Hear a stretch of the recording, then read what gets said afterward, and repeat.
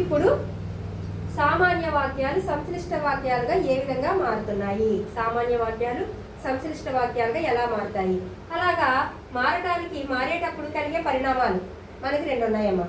సామాన్య వాక్యాలు సంశ్లిష్ట వాక్యాలుగా మారేటప్పుడు కలిగే పరిణామాలు మనకి రెండు పరిణామాలు ఉంటాయి.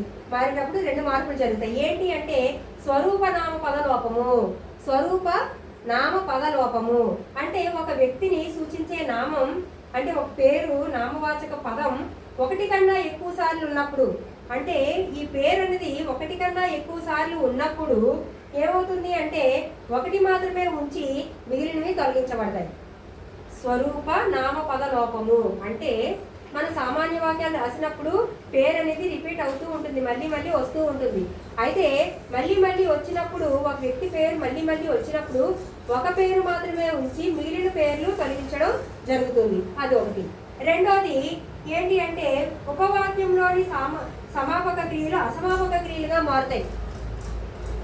ఉపవాక్యాలు అంటే ఈ పైన చివరి ఉన్న వాక్యము ప్రధాన వాక్యం అవుతుందమ్మా. చివరి ఉన్న వాక్యం ప్రధాన వాక్యం అవుతుంది. క్రియ అలాగే ఉంటుంది, క్రియ అనేది అలాగే ఉంటుంది. కానీ పైన ఎన్ని క్రియలు వచ్చినా సరే వాటిని ఏమంటారు? ఉపవాక్యాలు అంటారు. పైన ఉన్న వాక్యాలు ఉపవాక్యాలు అంటారు. ఎన్ని వాక్యాలన్నా ఉండొచ్చు. కానీ లాస్ట్లో ఉన్న వాక్యం మటుకి చివరిగా ఉన్న వాక్యం మటుకి ప్రధాన వాక్యం అవుతుంది, పైన వాక్యాలు ఉపవాక్యాలు అవుతాయి. అయితే ఈ ఉపవాక్యంలో ఉన్న క్రియలు ఏమవుతాయంట? అసమాపక క్రియల కింద మారిపోతాయంట. అసమాపక క్రియల కింద మారుతాయంట. అంటే రాధ మేల్కొన్నది అన్నది అసమాపక క్రియలో ఏం చెప్తావు? మేల్కొని. రాధ స్నానం చేసి అంటే చేసింది అన్నది ఏమవుతుంది? చేసి. తిన్నది, తిని. వెళ్ళింది అన్నది ప్రధాన వాక్యం కాబట్టి ఆ వాక్యాన్ని అలాగే ఉంచుతాం. ఇప్పుడు చూడండి, ఈ సామాన్య వాక్యాలు సంశ్లిష్ట వాక్యంలోకి మారినప్పుడు ఈ రెండు మనం గుర్తుపెట్టుకోవాలి. ఓకేనమ్మా? ఇక్కడ ఏంటి? ఉపవాక్యంలో ఉన్న క్రియలు అసమాపక క్రియల కింద మారుతాయి. పేరు ఒకటే ఉంటుంది.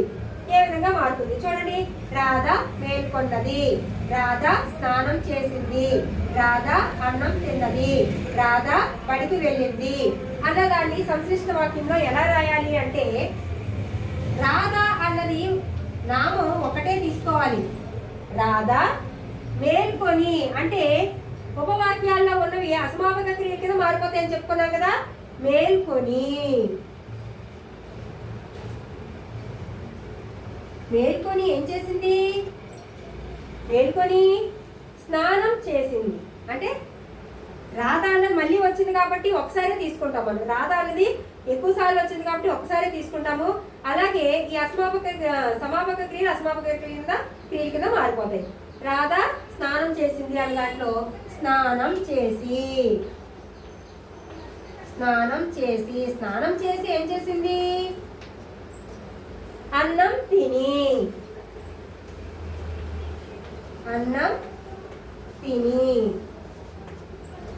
తర్వాత బడికి వెళ్ళింది. ఇంకేమీ లేవు కాబట్టి లాస్ట్ లో చివరిగా ఉన్న వాక్యం ఇదే కాబట్టి ఈ వాక్యాన్ని సమాపక క్రియ రాయవలసి ఉంటుంది.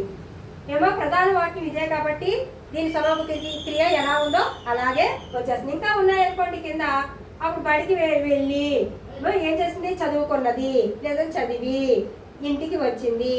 ఆ విధంగా మనం అసమాపక క్రియలు ఎన్నన్నా పెట్టుకోవచ్చు. లాస్ట్లో ఒకే ఒక సమాపక క్రియ అనేది ఉండాలి. అన్నం తిని బడికి వెళ్ళింది, బడికి వెళ్ళింది, పూర్తయిపోయింది.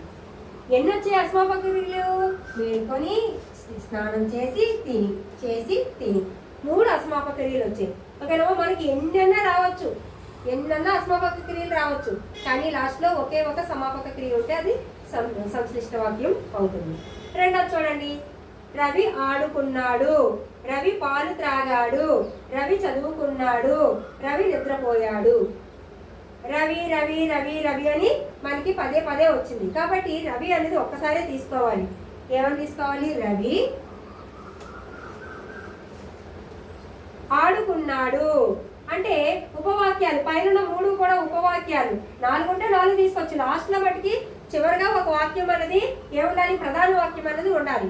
కాబట్టి దీన్ని ప్రధాన వాక్యం అనుకుందాం, ఈ 3 ఉపవాక్యాలు అనుకుందాం. ఈ ఉపవాక్యాల్లో ఉన్న క్రియాపదాలు ఏమవుతాయి?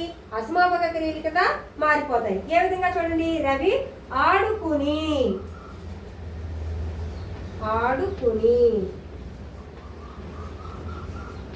ఏం చేశాడు? పాలు త్రాగాడు. త్రాగాడు అన్నది త్రాగి, పాలు త్రాగి. పాలు త్రాగి అయిపోయిందా? పాలు త్రాగి ఏం చేశాడు? చదువుకున్నాడు అన్నది. చదువుకున్నాడు అన్నది అసమాపక క్రియాలోపం ఏ విధంగా వస్తుంది? చదువుకుని.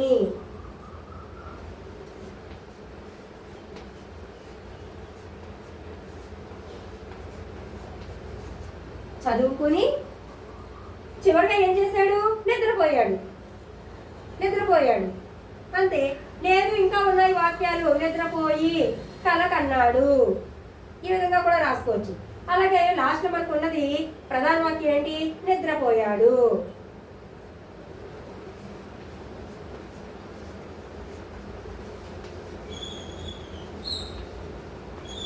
ఇక్కడ చూసారా? ఆడుకుని, త్రాగి, చదువుకుని, నిద్రపోయాడు అన్నది ఏంటి? సమాపక క్రియ. ఎన్నెన్నో అసమాపక క్రియలు ఉండొచ్చు, కానీ లాస్ట్లో తప్పనిసరిగా ఒకే ఒక సమాపక క్రియ అనేది ఉండాలి. దాన్నే సంశ్లిష్ట వాక్యము అని చెప్పేసి అంటారు. అయితే సామాన్య వాక్యాలు సంశ్లిష్ట వాక్యంలోకి మారినప్పుడు ఏం గుర్తుంచుకోవాలమ్మా? స్వరూప నామ పదలోపం అనేది కలుగుతుంది. తర్వాత ఉపవాక్యంలోని సమాపక క్రియలన్నీ కూడా, ఉపవాక్యంలో ఉన్న సమాపక క్రియలన్నీ కూడా అసమాపక క్రియల కింద మారిపోతాయి. ఓకేనమ్మా? ఇక్కడ నామపద లోపం అనేది ఒకటి జరుగుతుంది. ఇక్కడ ఉన్న ఉపవాక్యంలో ఉన్న క్రియలు అసమాపక క్రియల కింద మారిపోతాయి. ఈ రెండే గుర్తుపెట్టుకోవాలి మనం సామాన్య వాక్యాలు సంశ్లిష్ట వాక్యాలుగా మారినప్పుడు. అర్థమైంది కదమ్మా? ఈ విధంగా మారుతాయి. ఓకేనమ్మా? ఈరోజు మనం సంశ్లిష్ట వాక్యం గురించి నేర్చుకున్నాం. సంశ్లిష్ట వాక్యాలు ఏ విధంగా రాయాలి, అలాగే సామాన్య వాక్యాలు సంశ్లిష్ట వాక్యంలోకి ఏ విధంగా మార్చాలి అనే దాని గురించి మనం నేర్చుకున్నాం కదా.